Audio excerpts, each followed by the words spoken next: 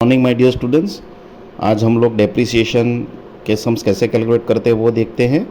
तो डेप्रिसिएशन में हमने देखा था कि डेप्रिसिएशन क्या है, तो समय के साथ जो किसी भी मशीन या एसेट की वैल्यू में लॉस होता है उसको हम डेप्रिसिएशन बोलेंगे। तो बेसिकली टू मेथड्स हमने देखी थी, स्ट्रेट लाइन मेथड और सिंकिंग फंड मेथड। इसमें दिया गया है फॉर्मूला नंबर 1 और 2। तो इसमें सी का मतलब है कॉस्ट ऑफ मशीन।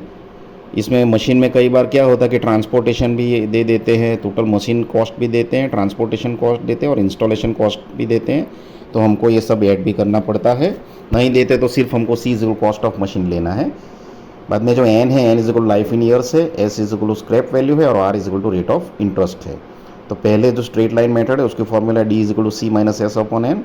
सेकंड जो है सिंकिंग फंड मेथड है उसकी फॉर्मूला है D is equal to R into C minus N divided by 1 plus R raise to N minus 1। ये जो पहला एग्जांपल है उसका कॉस्ट ऑफ प्रोडक्ट हमको दिया गया है 40,000। देखिए इसमें ट्रांसपोर्टेशन कॉस्ट भी दिया गया है 3500। So total cost of machine हमको दिया गया है 40,000 प्लस 3500। अगर इंस्टॉलेशन कॉस्ट दिया गया होता तो वो भी हमको कैलकुलेट करना पड़ेगा। तो सी इज इक्वल टू जो हमारा 43,500 आता है। सेकंड डेटा जो हमको दिया गया है लाइफ ऑफ प्रोडक्ट, यानी कि 10 ईयर्स तक ये बराबर काम करेगा।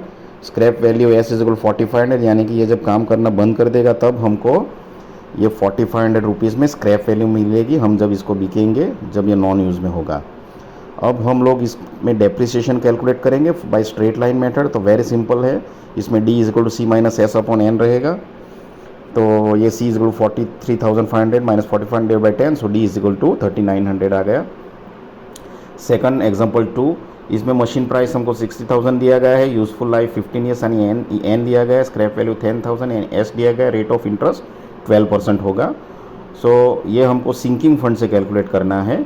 तो सिंकिंग फंड का formula D is equal to R into C minus N upon 1 plus R is to N minus 1। So please remember rate of interest 12 है तो हमको 0.12 लेना है। प्लीज़ ये कैलकुलेशन में आप ध्यान रखिएगा। सो हम लोग जब डेटा रखेंगे ये formula R into C minus N upon 1 plus R is to N minus 1, तो उसका जवाब हमको मिल जाएगा D is equal to 1342.28। So इस तरह से हम लोग डेप्रिसिएशन फंड के सम्स भी सॉल्व कर सकते हैं दो मेथड से। अब हम लोग देखेंगे कि ब्रेक इवन पॉइंट के examples.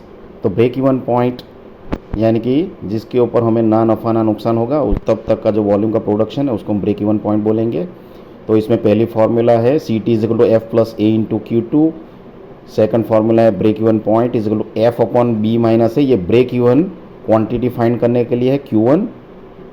Total revenue is equal to income is equal to selling price per unit into total units. Please remember ये जो टोटल रेवेन्यू हमारी इनकम होगी वो पर यूनिट ही दिया जाता है, तो हमको टोटल यूनिट से मल्टीप्लाई करना पड़ेगा जब टोटल रेवेन्यू कैलकुलेट करेंगे।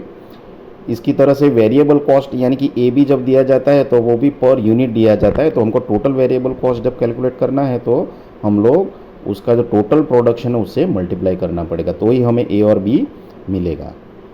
तो ये फॉर्मूला हमको याद है, जब F is equal to fix cost है, is equal to variable cost per unit है। देखिए B is equal to selling price per unit, यानी कि हमें टोटल वेरिएबल कॉस्ट अगर फाइंड करना है तो total units and total production से मल्टीप्लाई करना पड़ेगा। इस तरह से ही हमको अगर सेलिंग प्राइस भी टोटल करना पड़ेगा, टोटल करना है तो हमको पर यूनिट दिया गया है बी इज इक्वल टू, इसको भी हमको multiplied by total number of product से मल्टीप्लाई करना पड़ेगा। और टोटल कॉस्ट हमको मालूम है कि दो कॉस्ट से बनता है, fix cost plus variable cost. तो फिक्स कॉस्ट तो एफ है, लेकिन प्लस वेरिएबल कॉस्ट जो है उसको हम टोटल नंबर ऑफ यूनिट से मल्टीप्लाई करेंगे तो F plus A into Q two हो जाएगा। तो C T is equal to F plus A into Q two. अब इसमें Q1 क्या है, तो Q2 जो हमारी इंडस्ट्री की जो कैपेसिटी है वो उसको बोलेंगे, और जो Q1 है वो हमारा मिनिमम नंबर ऑफ प्रोडक्शन है कि भाई इतना तो हमको करना ही पड़ेगा कि जो हम अगर नहीं नफ़ा नहीं नुकसान चाहते हैं तो इसके अगर नीचे गए तो हम लोग को नुकसान होगा, हमने ज़्यादा किया तो हमको ये फ़ायदा होगा। अब हम लोग देखेंगे साइड पे margin of safety. So delta is equal to Q2 minus Q1 upon Q1। Q1 એટલે production on break even point और Q2 total production of the industry. Now example 1 देखेंगे। तो एग्जांपल 1 में हम लोग देख सकते हैं कि F is equal to fix cost 10,000 दिया गया है, A is equal to variable cost per unit दिया गया है, प्लीज़ रिमेंबर 50 रुपीज़। B भी हमको selling price per unit 120 rupees. तो और हमको ये Q2 is equal to 200 units दिया गया है कि भाई टोटल हम लोग प्रोडक्शन 200 यूनिट्स का कर सकते हैं। हम लोग को इसमें ये ब्रेक इवन पॉइंट क्यों फाइंड करना कि भाई मिनिमम प्रोडक्शन कितना करना पड़ेगा जिससे हमें ना नफ़ा, टोटल हम 200 तो करते हैं Q2, लेकिन मिनिमम कितना करना पड़ेगा जिससे हमारी इंडस्ट्री को ना नफ़ा ना नुकसान होगा। तो उसकी फॉर्मूला है break even point is Q is F upon B minus A is 10,000 divide by 120 minus 50। So Q is 143 unit. So Q भी बोल सकते हैं, उसको Q1 भी बोल सकते हैं। यानी अगर हम 143 यूनिट्स बनाएंगे तो हमको नफ़ा भी नहीं होगा और नुकसान भी नहीं होगा, यानी टोटल जो हमारी रेवेन्यू होगी वो हमारी टोटल प्रोडक्शन कॉस्ट के बराबर होगी। नाउ हम लोग एग्जांपल नंबर 2 समझते हैं, जिसमें हमको दिया गया है एफ फिक्स कॉस्ट 60,000 दिया गया है, बी 30 रुपीज़, ए 10 रुपीज़। तो इसमें हमको प्रॉफिट फाइंड करना है और सेफ्टी मार्जिन। तो प्रॉफिट सेफ्टी मार्जिन का formula delta is equal Q2 minus Q1 upon Q1।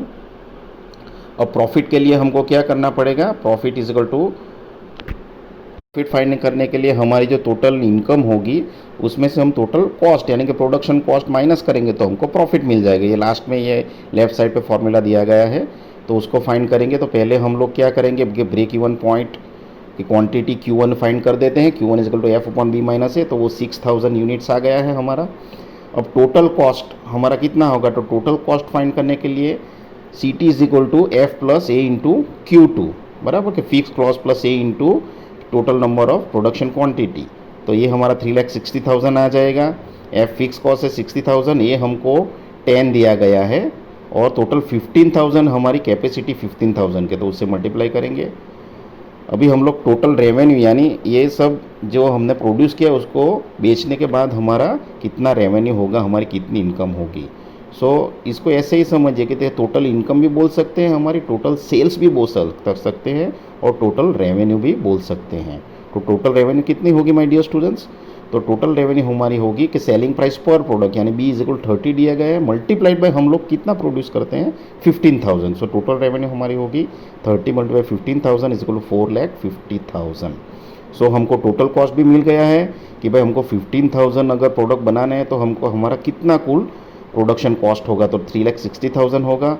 और ये सब हम लोग बिकेंगे तो हमको हमारे पास कितनी रेवेन्यू आएगी, तो आप लोग देख सकते हैं 4,50,000।